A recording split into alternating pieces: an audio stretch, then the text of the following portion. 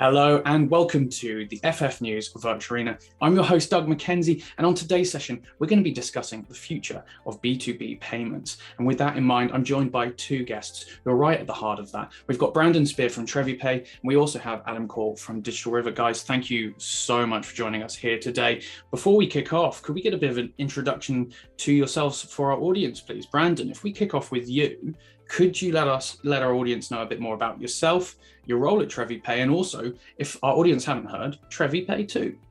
Yeah, of course. No, happy to, and thanks for having us on your session here today. As you said, my name's Brandon Spear. I'm the CEO of TreviPay. I've been with the company for about 7 years, just over 7 years now. Most of my background has been in software and technology businesses, and most recently at TreviPay, which is really a payments business. The best way to think about our business and what we do is in the consumer space. There's been a ton of talk about buy now, pay later. It's kind of the hottest trend amongst consumer spending and consumer credit. And we really are a version of that for the business world. So we really are buy now, pay later for business. And in fact, I would probably argue that the original buy now, pay later has always been, done in the business world.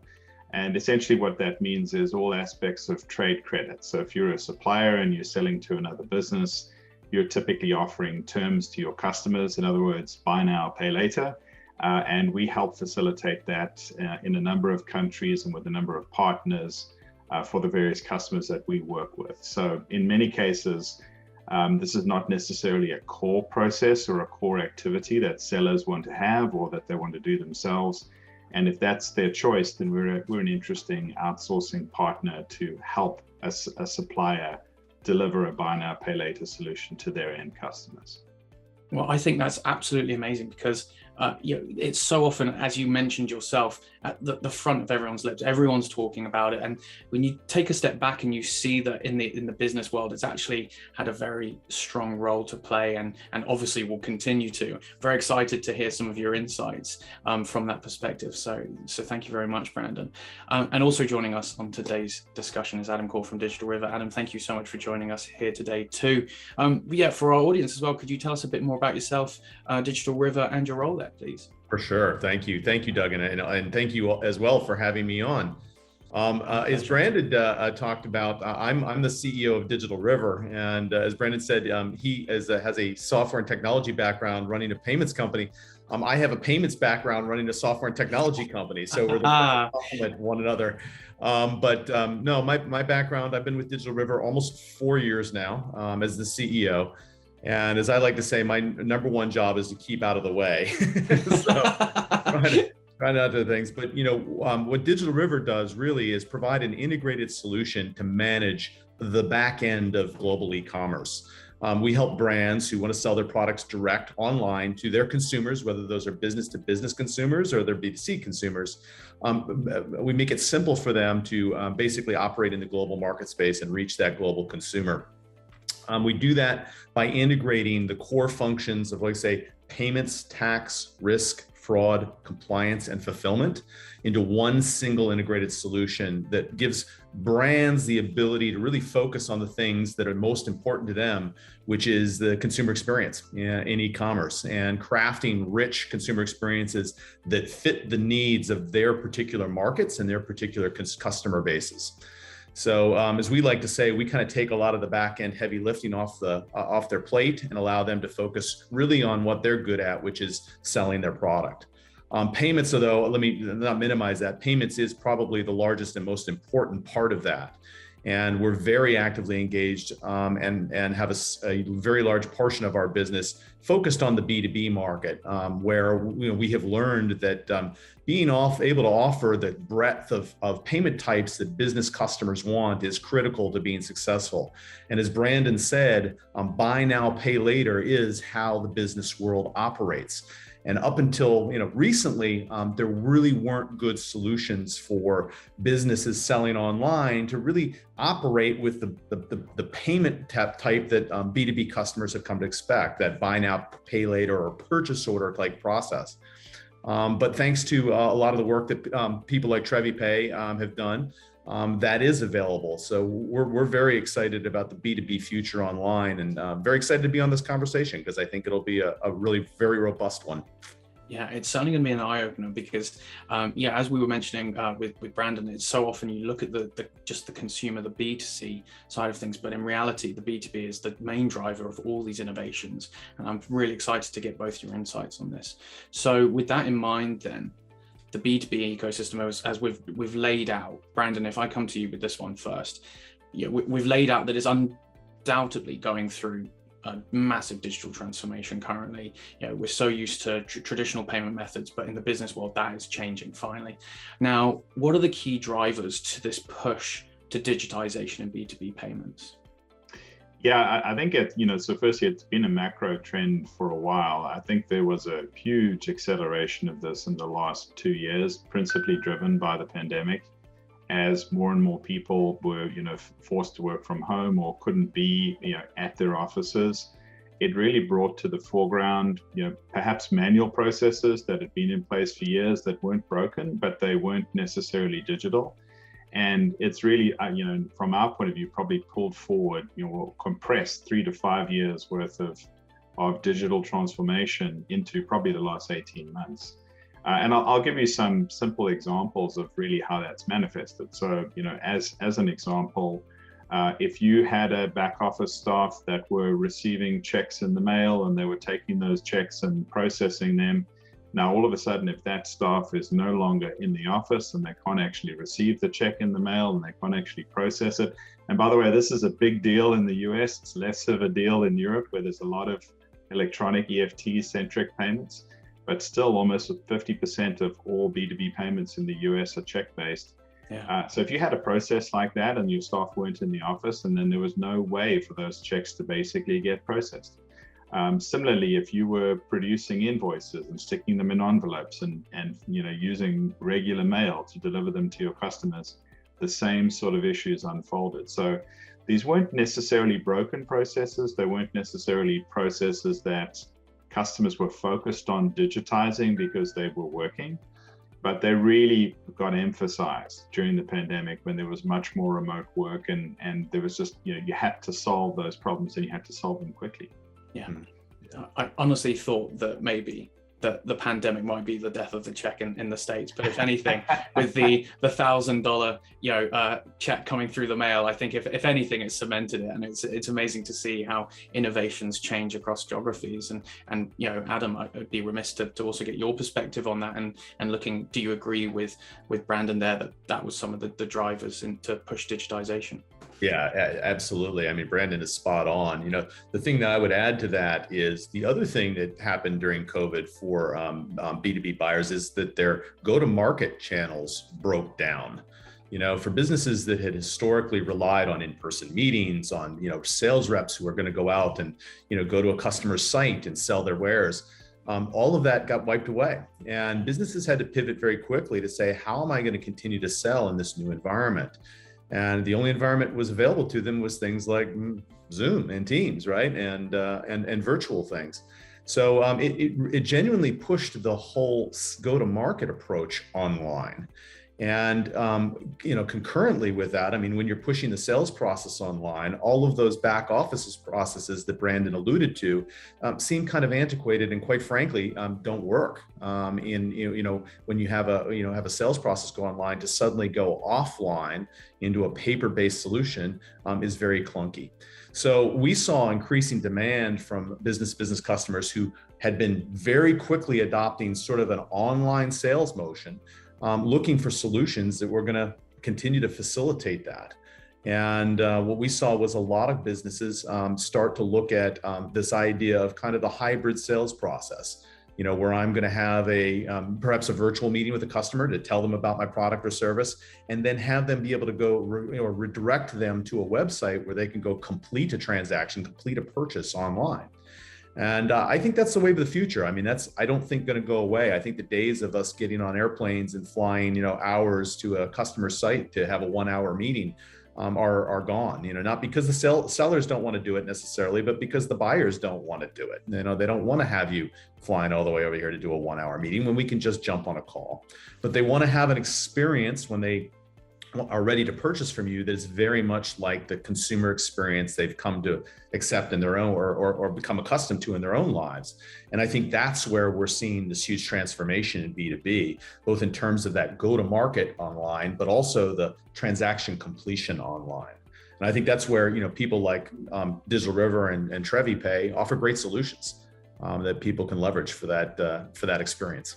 Yeah, and I really do think can I build on that for a second? Please, because I think Adam's making a really crucial point. One of the things we saw was some of the industries we serve, which are traditional retailers, manufacturers, those two industries in particular, their go-to-market models have changed profoundly in the last 2 years. There's been kind of a complete reinvention of the distribution model, where manufacturers in the past might be selling through channels, through value-added resellers, through physical distributors in different countries.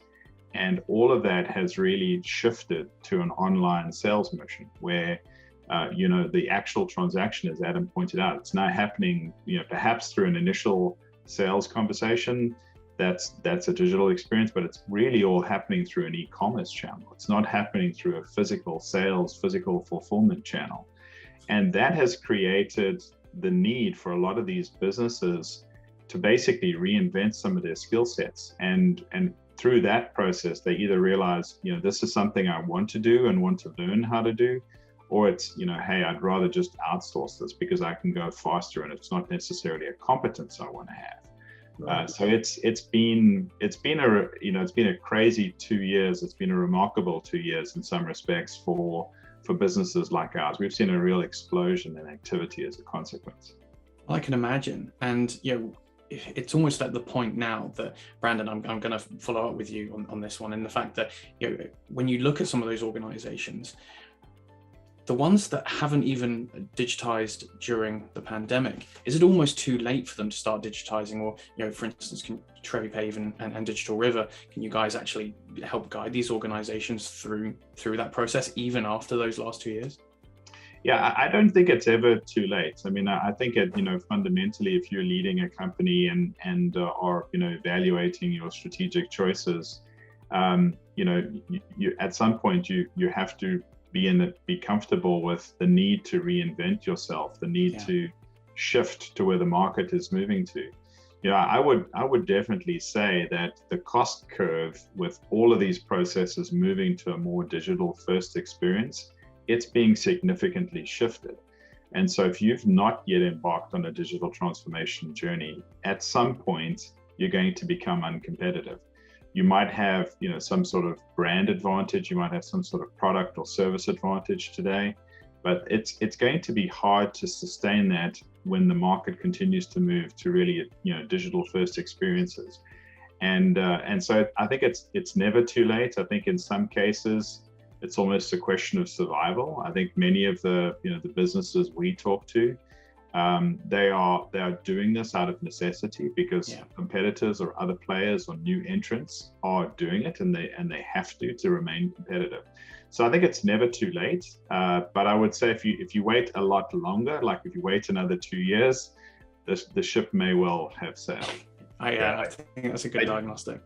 I completely agree. I think you said it very well, Brandon. I mean, it's never too late, and you're going to have to do it because that's where the competition is moving.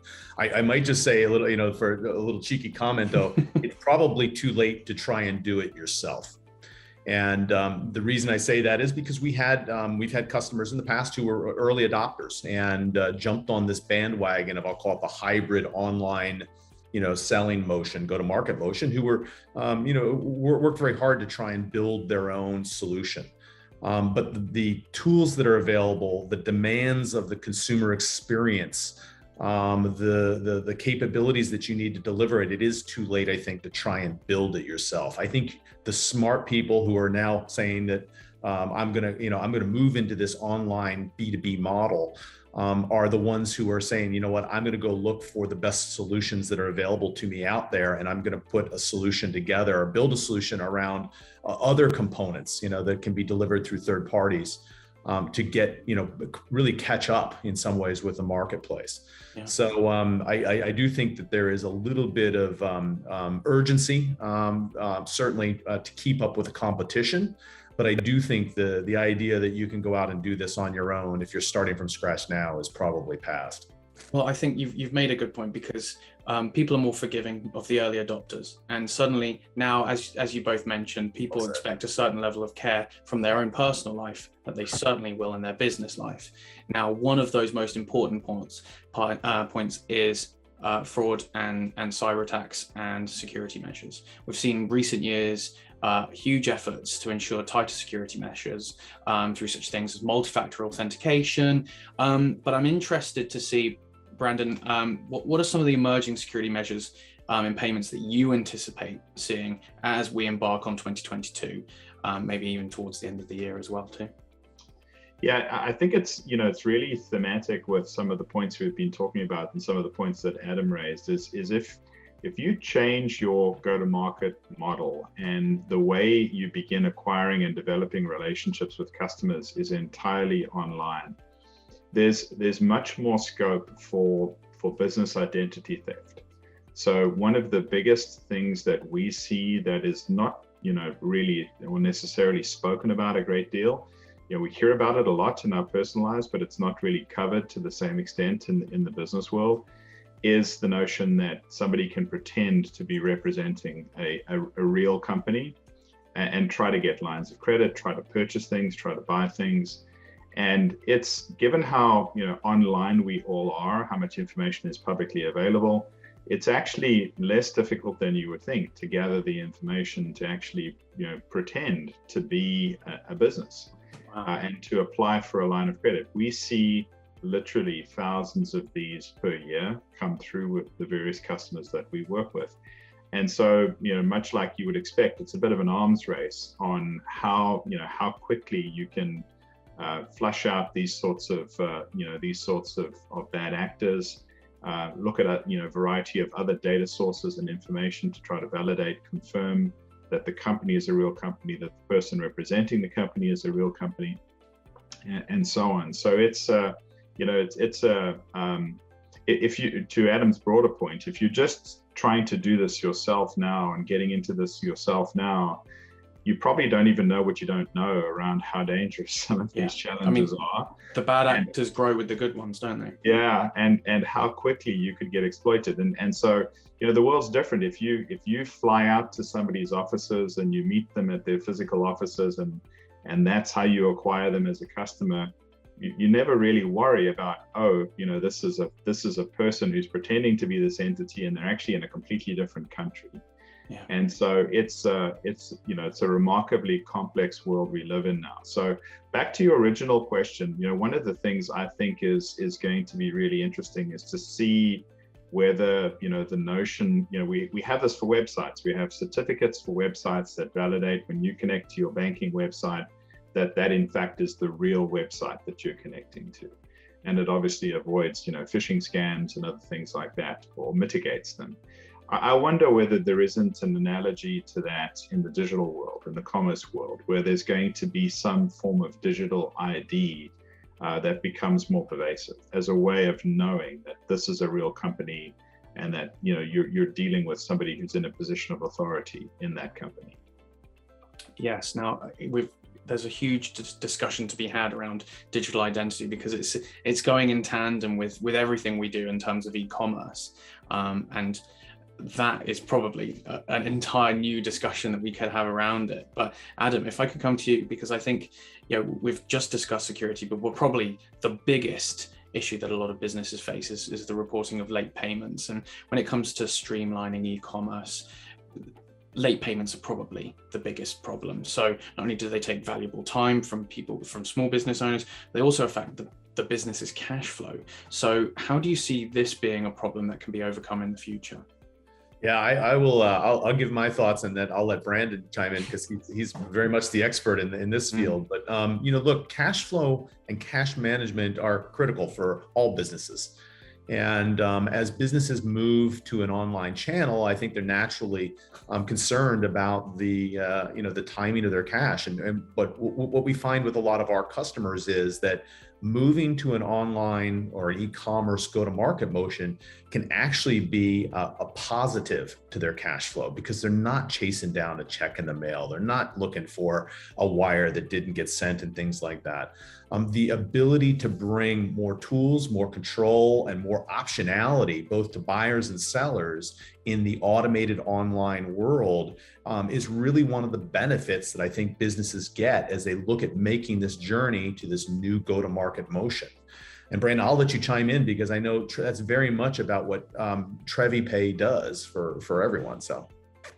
Yeah, and so thanks, Adam. I think fundamentally, Doug, one of the themes with having these transactions occur online, and one of the complexities in the B2B world is, which is obviously so different from our consumer lives, is there are always multiple stakeholders in a business transaction. You've got the person who's placing the order, you've got the person who's going to ultimately pay the bill, someone in accounts payable, you perhaps got someone in procurement that needs to participate or needs to vet or validate that you followed the company's policies and procedures. You might have a budget owner. And so you have all of these multiple stakeholders. And so when payments get stuck, it's almost always because one or many of those stakeholders don't have the information they need. And so they're not in a position to say, yes, you followed the procurement process, or yes, I have budget, or yes, this is the cost center it needs to go to. And so a big part of what we try to solve for with partners like Digital River is, how do you get all of that data, all of that information on the actual invoice? So when you present the invoice to the customer, all those various stakeholders have what they need. And so if it's a purchase order, for example, you put the purchase order number on the invoice, the person in procurement's happy. If there's a cost center code that the expense has to go against, put that on the invoice, so that when that shows up, the person in accounts payable knows what to do with it, knows where to allocate. So I think there's, to Adam's broader point, there's much more scope with these processes all being digital, and us being able to basically establish profiles for buyers and sellers in our respective platforms to facilitate this transfer of information and make sure that everyone needs what they have to basically approve something getting paid. I mean, as a more broader statement, I would generally say most of the customers we interact with, they're not trying to not pay you. They simply can't pay you because there's something that's broken in their process, or they don't have the data they need. That's interesting. It's that operational efficiency being ultimately the root of the cause of the evil there, and it's almost frustrating. And I'm sure a lot of businesses would then hopefully start to look at that, streamlining that, and increasing the efficiency there. Then with that in mind, then Adam, we've been starting to hear a lot more about how important payment data is, and we're going to start seeing a lot more of it with the ISO 20022 global standard that's going to be incorporated. So I mean, what do you think that increased access to the payment? I know Brandon was kind of alluding to it, but I don't know if we can explore that further, where that increased data around a payment, what's that going to offer a business? Yeah, there's no end to the kind of the what ifs you can spin out around the value of data in a transaction. But I think particularly in the B2B context, I mean, we've only begun to scratch the surface of what's possible. In terms of thinking specifically about, I think, the B2B customers, they really have the ability to sort of begin to think about their buyers in a much more consumer-like way. What are the patterns that we see from these customers? I mean, most businesses haven't even touched that kind of analysis. How frequently do they pay? How do they like to pay? What's their average order value when they're using one payment type versus another? Where are the things they return, or what are the things that they have, they seek discounts on, and things like that. As you begin to marry a lot of that back end data, I'll call it, the payment data and everything else, with a lot of the data that goes into whether it's their CPQ, their configure price quote system, or some other, I'll call it enterprise, ERP or other sort of system of record. I think the possibilities are almost endless to begin really profiling and understanding their customers, but also their buying behavior and the demands in the marketplace. You can easily see your way to thinking about things like better inventory projection, better inventory allocation or distribution based on patterns around the world. Challenges some businesses have is, where do I deploy my inventory, right? Where is it going to, get to customers faster? Where's the demand going to be? All of this back-end data has utility for making those decisions more effectively. And the challenge has been, in the paper-based world, that data wasn't readily available. But as you move to this new model, I think everybody now has access to that data, or the enterprise has access to that data, and they can begin to deploy it. I think there's only the limits of imagination, really, as to what you can do with the information that becomes available through this type of a go-to-market and selling motion. Yeah. And Adam, I'd love to build on that for a second, because I mentioned manufacturers in particular as one of the segments we work with, and the fact that they are going more direct themselves and selling more direct to their end customers. So one of the side effects of that is this really this stream of data that they never necessarily had before, because in the past the data was aggregated at a reseller level. So a reseller, the reseller would be buying inventory from them in bulk and then selling to the end customers. So the manufacturers, for the first time, and we're actually helping them with this, they can do white space reporting on saying customer A buys these 2 widgets, but customer B only buys one of the widgets, but they look like they're a very similar customer. So why is that customer not buying both? And so they can create the opportunity to either have their sales force reach out, better educate that customer on the things that they sell. Maybe they're not priced correctly for that customer or in that market. So there's all of this sort of knock-on effects that you can have when there's more visibility into the data, and in particular when that flows back to the original manufacturers, because they obviously have the most scope to affect price, to affect where they put inventory, how they market, how they sell. I think that's really critical. I think the most immediate opportunity for a lot of businesses is in something you touched on, which is pricing, and really understand how your pricing plays, particularly when you're building a direct to customer channel that's going around in some senses other channels that you may have employed where you didn't have that transparency of data. With customers, increasingly, we see it in all industries. Customers, their first stop for information on any purchase is the internet. And, the idea that, in the past, you may have had a distributor in a particular country or region that was the source of information for consumers in that region about your product or service, that's gone, right? Consumers who are looking for your service, whether, or businesses who are looking for your product or service, are going to the internet to find it directly from you. And increasingly, they want to buy directly from you. So you have this opportunity to create this channel, but you don't really know anything about those customers because historically you haven't built up any of that data.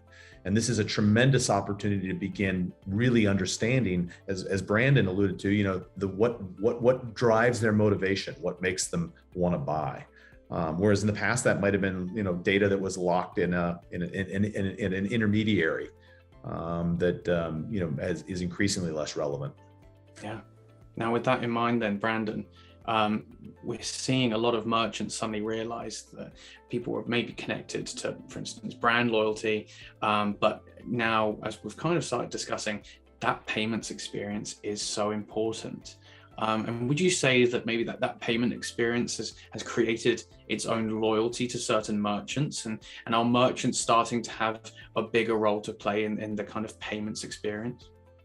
Yeah, we absolutely believe that to be true, and in fact we've got some pretty interesting data points we've gathered over the last couple of years that would reinforce that. So increasingly we're referring to this as experience loyalty. If all things are equal, if the products are similar, if the services are similar, if the prices are comparable, then what our general experience is if you're easier to do business with as a supplier, you can You can provide lines of credit to your customers. You can provide longer payment terms. You can give them all the data that they need on their invoices so that it's simple for them to make sure that you get paid.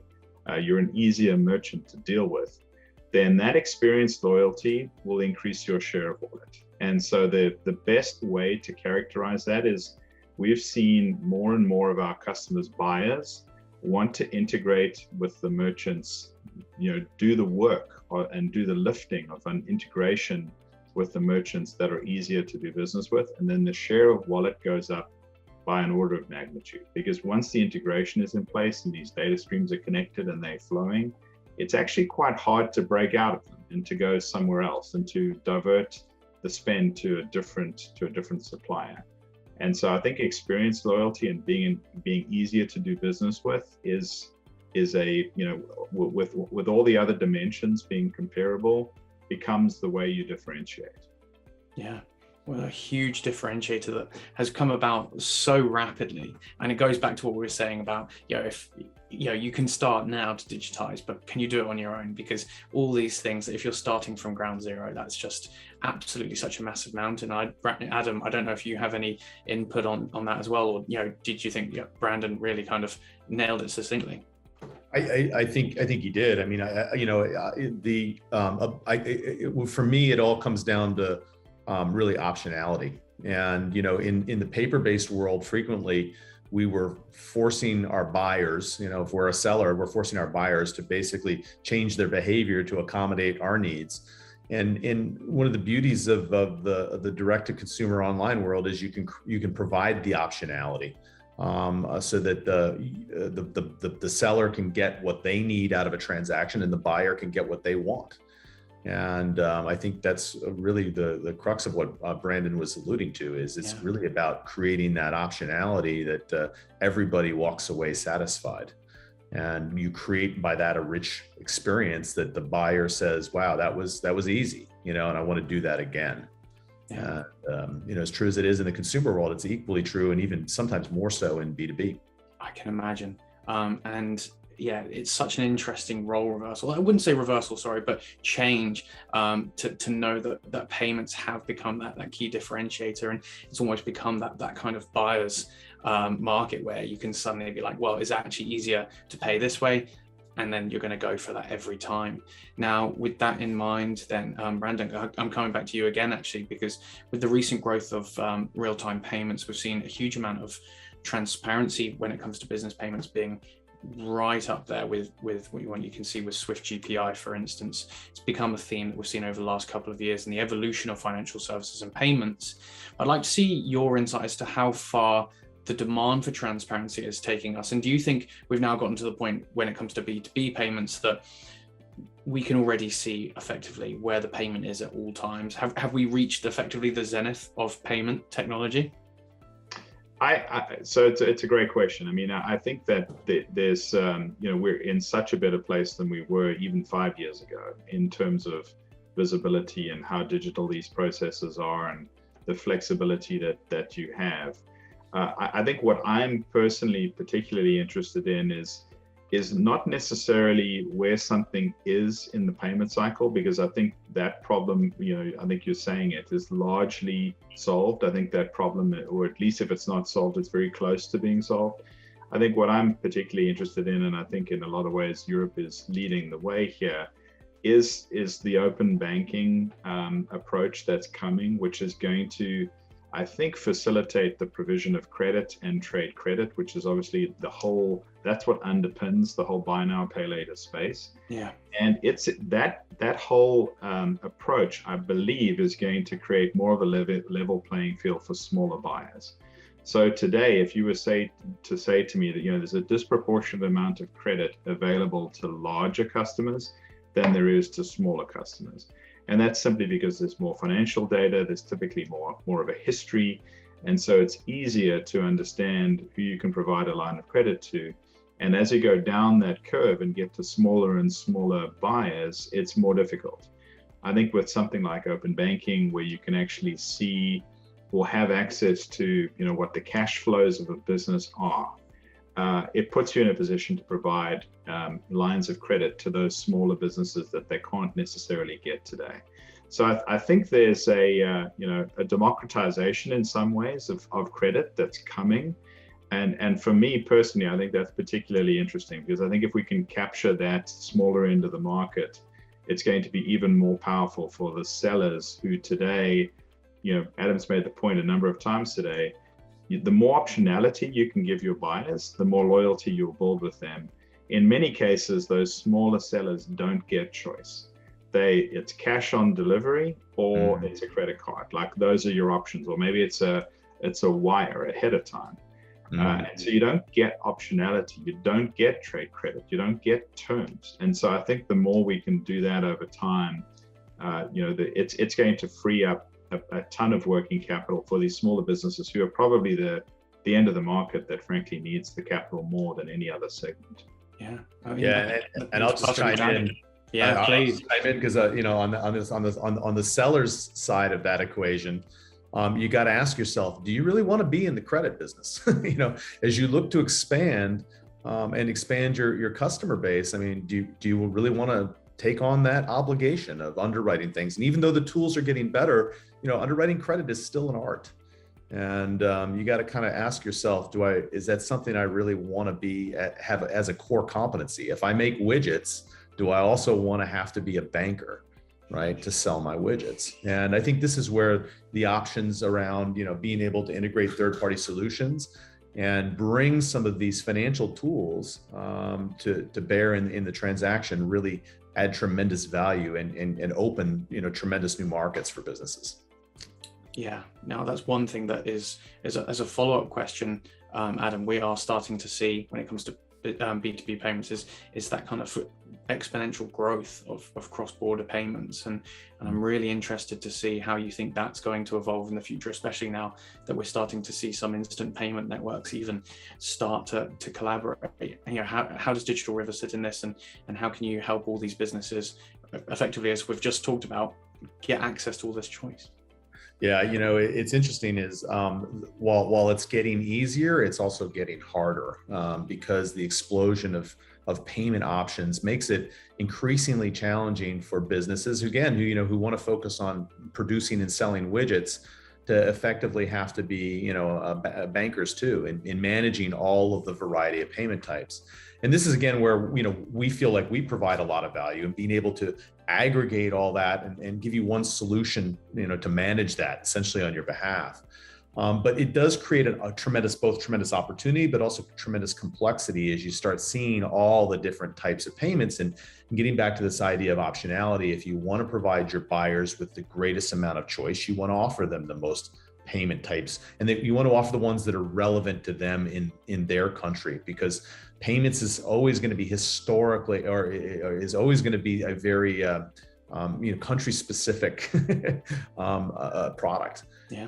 And we see that all over places, even like Europe, which is a single financial union. But the truth is that there are payment differences and preferences in the different EU members that are something you have to recognize and appreciate. And while in many ways the EU is far ahead of the US in terms of, I think, a lot of its adoption of payment types, one of the predominant payment types in Europe is still wires.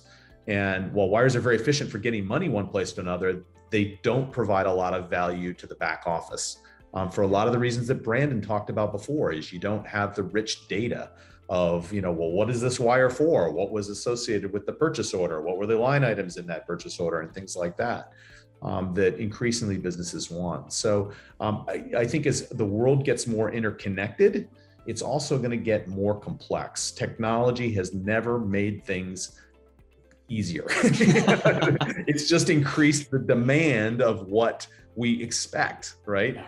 And I think that's the challenge that both the blessing and the curse. It makes some things easier, I guess, but it also ups our demands and our expectations as to what we should expect in a transaction. Yeah. I can imagine. And, to start wrapping up, guys, I mean, just look at some of that technology, but also looking at that BNPL side of things, Brandon. We've heard about all these choices. We've heard about the changing payments culture that we're seeing. Can you tell us a bit more? I know you alluded to it at the very beginning of the conversation, but I want to drill down a bit further into TreviPay and that side of things, in terms of where you see that buy now, pay later side of things for B2B payments, and how TreviPay also going to be a part of it too. Yeah, so I think there's some real themes and consistencies with what Adam was saying, is that as more and more of this volume moves online, as these sales channels change, as there's more digitization in the back office, so to remain competitive, sellers have to evolve, and they have to adjust, and they have to adapt. And a lot of the customers we work with, and I think Adam said it incredibly well, are choosing to be the provider of the product or the provider of the services. They don't want to be the provider of financial services. Yeah. They want to have access to it because they realize, based on the experience loyalty piece we were talking about, that it's an essential component of their overall offering. So they realize that, but they don't necessarily want to do it themselves. And even if they do want to do a portion of it themselves, they may not want to do it across the whole spectrum of customers that they serve. So they might want to do it with enterprise customers themselves, but they might want to outsource the whole mid-market and the tail and not deal with it themselves. And so players like ourselves, players like Digital River, can really help them with that entire end-to-end process. Everything from how you underwrite a customer, how you onboard them, how you check them for fraud and validate that they're a real business, how you set up a credit line with them, how you produce the invoices and get the data to them in a fashion that they can pay you on time, and then how you can close out the whole process of applying all the cash. Like one of the hardest things to do in the back office is, and this is exactly what Adam mentioned, wires might be an efficient way of getting the money there, but they're a terrible way of applying cash. Yeah. Where you get a big lump sum of cash and you don't know which invoices it's for, it can be very painful to try to figure out, okay, what did I actually get paid for? And by the way, if you can't get that right, then you can't free up the credit lines. And if you can't free up the credit lines, the customers can't buy more from you. And so it's a vicious cycle. And it's not that these are new challenges. It's just that they've become exacerbated as more and more of these processes have become digital. Ironically, the check-based processes are some of the best with producing remittance advice, because the accounting software, when it physically prints out the check, lists all the invoices that are being paid on that check. Mm-hmm. Now, if someone had the time to go and key that into an EFT, or had the time to attach it to a wire, even if you could attach it to a wire, in most cases you can't, then the processes would be comparable. But ironically, part of the reason why checks are actually, from a remittance perspective, an interesting way of getting paid in the US, it's because all the data is there. So to Adam's point, as the technology has evolved, as there have been more choices, it's not necessarily kept up with the needs of all the different stakeholders in the back office. And so, players like us, players like Digital River, can really help sellers, merchants solve these problems, and they don't have to do them themselves. I think that's incredible, and what a note to end on, because it really does underline just the incredible complexity that has been born out of this flexibility. And as a result, it's going to be really exciting for businesses that are going to be able to move into different regions and different payment types, and hopefully get more customers and businesses as a result. And it's just absolutely brilliant that we have you two here, being able to help these merchants, help these organizations really grapple with that ever evolving marketplace. So guys, I just want to say a massive thank you to both of you. Brandon, Adam, it's been an absolute pleasure having you on the show. Hope you've enjoyed yourselves as well. It's certainly been insightful for me, so thank you very much. It's great being here. Thanks for having us, Doug.